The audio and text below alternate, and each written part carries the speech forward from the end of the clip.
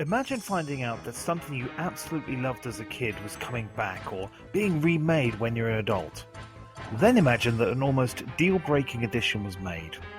This was my reaction to hearing that the Crystal Maze was returning with Richard Ayoade hosting.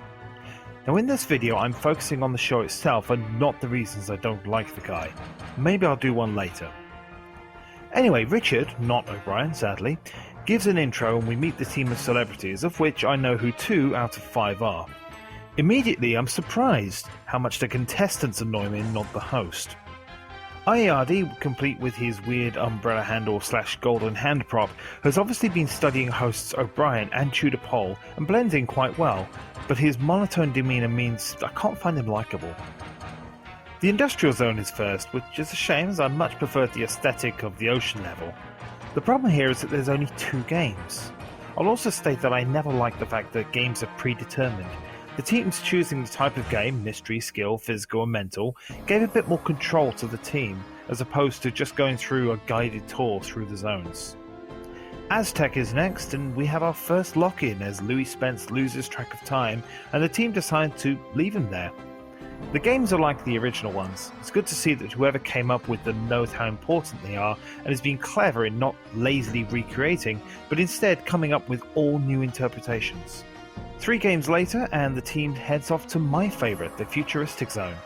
Now, it looks a lot cheaper with a plastic instead of metal look, but it's a minor niggle I can look past.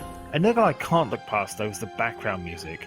Aside from the iconic theme, it's annoying me a lot, adding tension which isn't necessary. Also adding to my minor grievances list is the use of the terms mins instead of minutes and A-list for automatic lock-in. If you don't think it's a big deal, try this. Take a shot every time someone says mins. You'll be unconscious before the dome.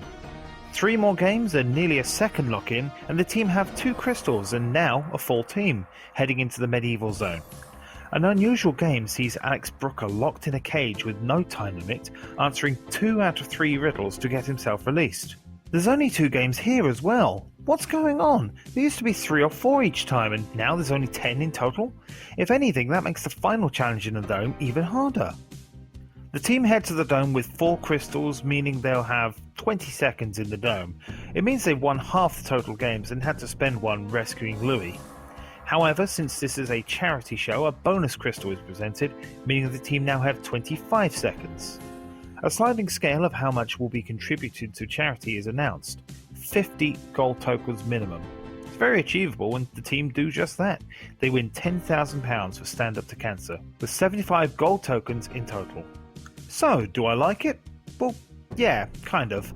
Unlike the recent reboot of Robot Wars, which has been done really well and is really different looking, the Crystal Maze tries to stick to the original with just a few changes. I'd be lying if I said that Richard Ayoade is a positive, but he's not a deal breaker. The games have the spirit of the original down and are the highlights, quite honestly.